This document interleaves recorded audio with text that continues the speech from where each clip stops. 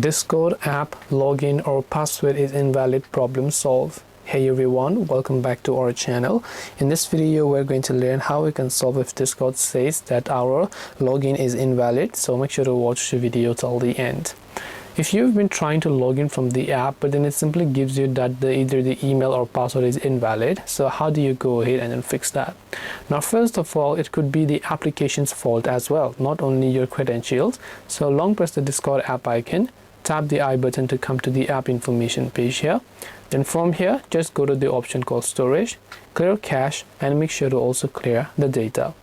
Once you clear the cache files and data, now go ahead and then open up the Discord application and try to log in.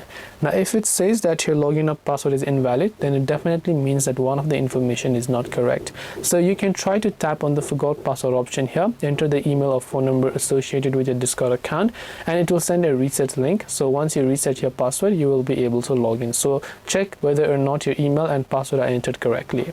So hope this video helped you. If you have got any questions, feel free to leave them down below.